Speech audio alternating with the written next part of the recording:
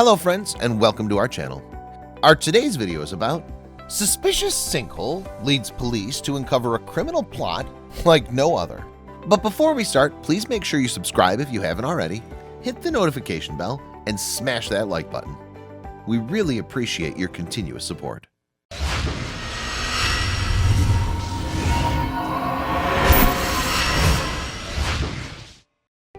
Police in southern Florida responded to a call about a sinkhole that quickly revealed itself to be less of a natural phenomenon, but something far more mischievous. However, as the scheme unraveled, investigators went from reluctantly impressed by the illegal plot to shaking their heads at the dim-witted con job. It seems that in real life, sinkholes and intricate heists are far and few between.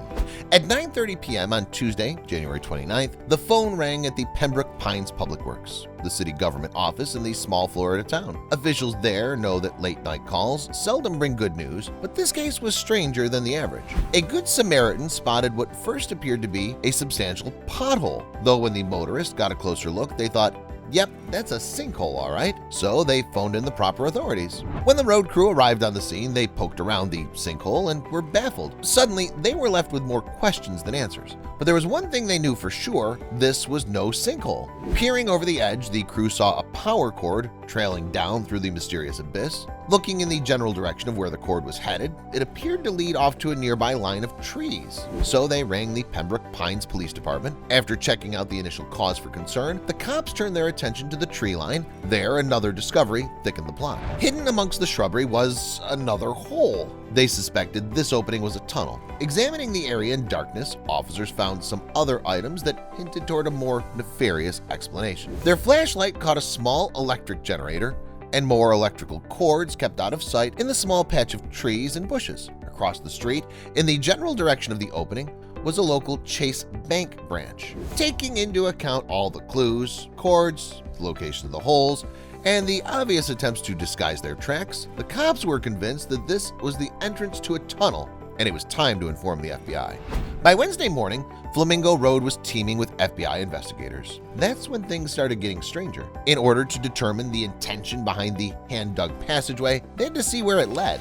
The 2-foot by 2-foot tunnel entrance raised countless questions on its own. Since the digger had to be awfully tiny to travel through the narrow opening, there was no visible evidence to identify the pocket-sized culprit. Finally, the FBI investigators confirmed what they had suspected all along. Special Agent Michael Leverock responded to reporters. "We traced the hole from the wood line approximately 50 yards until it hits the bank. Like a plot straight out of a heist movie, someone hatched an elaborate plan to burrow underground and break into the bank. Unfortunately for that devious mustache-twirling villain, their plans were foiled." Investigators continue to comb the tunnel for other clues. As luck would have it, the criminal mastermind hadn't been too careful. They'd forgotten to retrieve from the passage an old pair of muddy boots. Of course, the identity of the potential burglar was intriguing, but most compelling was how they managed it. Digging half the length of a football field on a public street, surrounded by business and traffic, completely undetected, is master-level thievery. Before they chalked it up to Danny Ocean, they uncovered the secret method for carrying out the dirt. A winch, a mechanical tool used to reel in or release rope, was obscured in the tree line. For such an involved heist, the culprit didn't do a good job of covering their tracks. At some point, the determined criminal pickaxed their way through the damp Florida earth. Using the winch and a small wagon police found nearby, one haul at a time they carried the dirt out and away. Truth be told, the FBI was not sure what the perpetrator was capable of. As a precaution, they enlisted the help of a cadaver dog. Sniffing his way through the trenches, the dog found no bodies, alive or dead.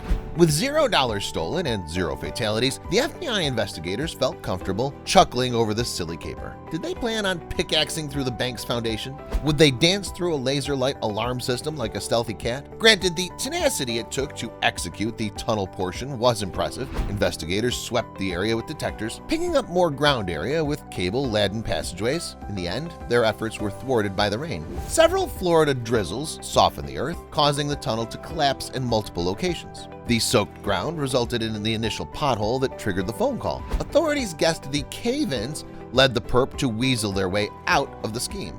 Still, there was neither hide nor hair to point towards the culprit. But the case just goes to show that the slightest abnormality can break open a huge conspiracy. Up north in New York, other investigators began sniffing around after some insects started behaving strangely. A strange miracle of nature cropped up around Brooklyn in the summer of 2010, where beekeepers noticed a reddish hue to the bellies of their bees. Soon enough, their honey yield was just as rosy. They worried what the red color meant for the bees' survival. Were they suffering the effects of pesticides?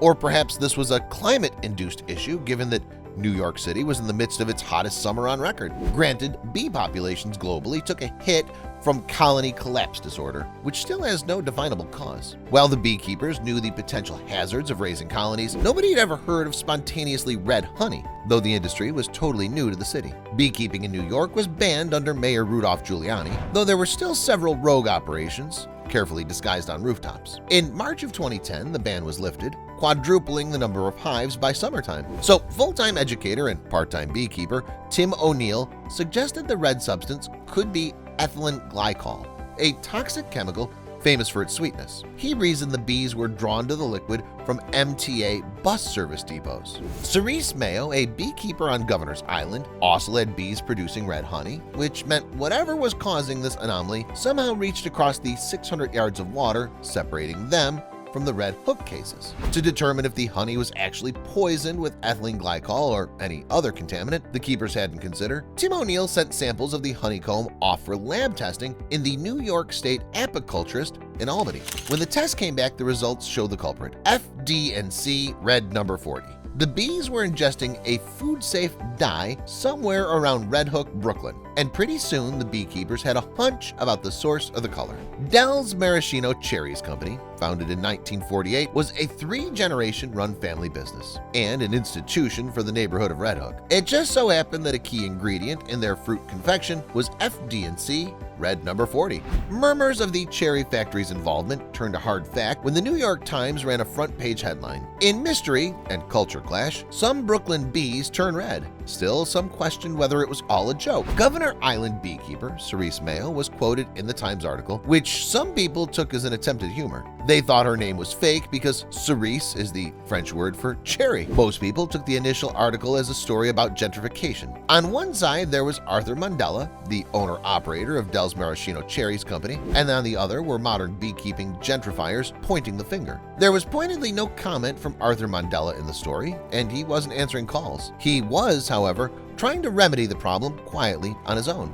Arthur spoke to Andrew Cote from the New York City Beekeepers Association and arranged a meeting. As to avoid lurking reporters, Arthur met Andrew Cote at the factory one morning at 5 a.m. Arthur was ready and willing to learn how to put some screens up, make lids to his bins tighter, and control the spills, as Cote remembered. When they parted ways, Arthur Mandela paid Andrew Cote for his services. No cherry puddles were going to leak out of the factory anymore. All was well. In fact, the beekeepers were thankful Arthur called in one of their own rather than an exterminator. This, however, was not the end of the mystery. One group spotted the article in the paper and wasn't as willing to let bygones be bygones: the Brooklyn District Attorney's Office. There was a reason Arthur Mandela was so willing to sweep his cherry puddles under the rug. It was a long-held NYPD suspicion that Dell's Maraschino Cherries Company was covering up a criminal operation. On more than one occasion, the lingering odor of marijuana was reportedly beneath the sickly sweet cherry smell. Postal workers called it in, neighbors noticed, but even a drug-sniffing dog wasn't able to pinpoint a marijuana scent. Lack of evidence made the DA's office move the cherry factory to the back burner until 2013, when Kenneth Thompson was elected. Under Kenneth Thompson, the DA's office cracked down on environmental infractions, which brought the maraschino honeykeeper caper back to the surface. On February 24, 2015, the Department of Environmental Protection, the NYPD, and the Brooklyn DA's office went to Dell's Maraschino Cherries Company, search warrant in hand. From Arthur Mandela's perspective, this was an ambush. According to the warrant, they were searching for evidence of the illegal dumping of wastewater, which limited the scope of where they could look. That didn't keep them from a major discovery. During the search, they discovered what appeared to be a false wall in Arthur's office. Things were looking grim. The authorities requested a second search warrant to gain access to the hidden area, and Arthur took a moment to relax in the bathroom. After a few minutes, Arthur didn't return. Police officers hammered on the locked door, telling Arthur to open, but he wouldn't budge. Instead, he requested his sister Joan to come to the door, where he called her to take care of my kids." Moments later, the sound of a gunshot echoed through the factory. Arthur Mandela took his own life with a .357 Magnum pistol he'd concealed in an ankle holster. He must have seen no way to reckon with the consequences of what police were about to uncover. Shifting aside the false wall, police saw a ladder that led them to a sprawling 2,500 square foot basement turned into a substantial grow operation. In total, 100 plants were recovered, thriving under the LED grow lights. Each discovery added to the overtly cinematic narratives: $130,000 in cash, a secret garage full of luxury cars that included a Rolls-Royce and a Bentley, plus many books about plant husbandry, and another entitled The World Encyclopedia of Organized Crime. In spite of the weird Breaking Bad-style tragedy that unfolded at the maraschino cherry factory, the DA's office didn't go for the jugular. The company's new owners, Arthur's daughter, Dana Mandela Bence, and Dominique Mandela, paid a $1.2 million fine. No one will know the fear and shame Arthur Mandela experienced moments before his death. But we do know what probably would have happened if he lived. Based on the charges, he could have served maybe 1 to 3 years behind bars, but probably would have gotten probation. He was very private. We'd ask him questions when we were little, and his response would be, "What are you writing, a book?" Dana Mandela told The New Yorker. The sisters picked up the baton of the family business without a hiccup thanks to their sizable inheritance. Other than the book in the basement, there was no evidence of any connection to organized crime. After a lawsuit that the family filed against the city for their handling of the search warrant was dismissed, they argued the judge had prejudicial views of Italian Americans. Well, the chapter of a great mystery was put to rest, and the bees and their honey had long since turned back to gold. The Mandela family grieved. They mourned Arthur and came to terms with why a proud small business owner would do what he did. Investigators can't be sure how Arthur Mandela went about distributing the drugs or over how long a period of time he operated. Some people have blamed the bees for narking out a family man, but it's not that uncommon for nature to foil crimes. As a matter of fact, people in Pembroke Pines, South Florida were alerted of a hazardous crater in the middle of a roadway that looked like a sinkhole. Late-night calls seldom bring good news, but this case was stranger than the average. Banco Central, Brazil. 3 months before heist day, a group of Brazilian thieves made a little investment. They rented a property just a few blocks from their target and set up a fake landscaping business. Then their plan was ready. The heist. Disguised as landscapers, the thieves tunneled, complete with wood framework and lighting, from the neighboring property to underneath the bank. Without setting off an alarm, they lifted $95 million, of which authorities only ever recovered $9 million. Kenya Commercial Bank in Kenya. A police station across the street didn't stop thieves from targeting this bank. The 3 perpetrators had their own property nearby, a bookstore, and in 2017, they used that to their advantage to pull off the unbelievable, the heist. The men tunneled from their bookstore to the vault of the bank next door, using boxes to cover up their work. In the end, the trio swiped 52 million Kenyan shillings, or about $500,000. The men were, however, eventually charged for their crime. The Great Train Robbery, England. In 1962, after an informant told him just how much money Royal Mail trains carried, English ne'er-do-well Bruce Reynolds assembled a team of 15 men to rob a 12-carriage train.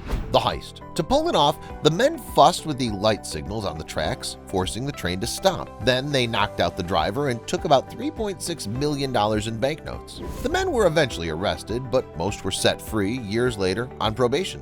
West Hartford, Wells Fargo, United States. Throughout the Cold War, infamous Cuban ruler Fidel Castro hated America for a number of reasons, including for its exploitation of Puerto Rico. So he hired a Wells Fargo armored truck driver named Victor Jarina to perform a little thievery, the heist. In 1983, Jarina, who was part of the Puerto Rican nationalist group Los Mecheteros, stole $7 million from one of the trucks he drove. Before Wells Fargo knew what had happened, he fled to Cuba, never to be seen again. Dunbar Armored Car Depot, United States. Whenever he saw armored cars, Alan Pace III of Los Angeles, California, saw dollar signs. Inclined to launch a heist, the Dunbar security guard knew better than to target the cars. Instead, he set his sights on the depot. The heist. Pace and a team of 5 men subdued the depot's employees, slid into the vaults, and loaded $20 million into a rented U-Haul, destroying security cameras along the way. Authorities eventually caught the team, but $15 million still remains at large. Bank of France, Toulon, France. In 1992, 10 men had a contact on the inside of a French bank holding millions in assets. After hearing her talk about the money inside, they decided it was time to try and make out like bandits. The heist. The men first kidnapped a bank guard's family. In case this didn't do the trick, they also tied explosives to his body. Naturally, he let them into the bank, and they swiped about $21 million. Their inside lady eventually snitched on them, though. Less than a tenth of the money has been recovered. British Bank of the Middle East, Lebanon. In 1976, Lebanon was in the middle of a vicious civil war, which made banks sitting ducks for people who wanted to, win the war. So members of the Palestinian Liberation Organization hatched a scheme. The heist. The PLO group blew a hole in the side of the bank, right beside the vault. They cracked open the vaults and stole between $20 and $50 million in currency, jewels, bonds, and anything else of value. Those responsible were never caught. Northern Bank, Ireland. On December 20th, 2004, a group of unidentified men hatched a plan to steal some cash from Ireland's oldest bank chain, launching the United Kingdom into a finger-pointing frenzy. The heist. Late at night, the armed men burst into the homes of bank executives and held their families at gunpoint. Their instructions were simple: open up the vaults after hours and let them in. The executives complied, and the robbers took home about $37 million. Brinks MAT robbery, London. Under the cover of darkness in November 1983, a guard at the Brinks MAT warehouse in Heathrow Airport let 6 thieves into the highly secured area. Upon entering the target area, however, the thieves changed their plans. The heist. The thieves planned on taking £3 million but found an additional 3 tons of gold in the vaults. So they took everything, leaving with £26 million, or about $41 million. Most involved were caught by police and convicted, but none of the money was recovered. United California Bank, United States. Emil Dinzio, shown here, wasn't an amateur. He made a living off robbing banks. So in 1972, he and a team, which included an alarm expert named Phil Christopher, set their sights on a Southern California bank. The heist. After entering the bank, Christopher disabled the alarm system, and the crew blasted a hole in the roof with a stick of dynamite. Once in the vault, they took $36 million, about $176 million by today's standards after inflation. Knightsbridge Security Deposit Vault, England. Valerio Vecchia saw himself as a bit of a gangster. He had 50 armed robberies under his belt, so he and a partner hatched a plan to swipe big bucks from an English vault. All they needed were award-winning acting skills. The heist. Vecchi and his friend posed as potential clients for this vault and asked the manager to look at some safety deposit boxes. Once they had access, they pulled out guns, and with additional accomplices they let in from outside, they swiped about $98 million. Security Depot, England. After suffering a career-ending knife injury while protecting his friends, MMA middleweight Lee Murray assembled a team to conduct the largest bank heist in British history. Their plan was surprisingly simple. The heist. Posing as police officers, Murray and his crew kidnapped the bank manager and his family, holding them at gunpoint while the staff handed over the equivalent of about $100 million. 3 months later, the crew was arrested.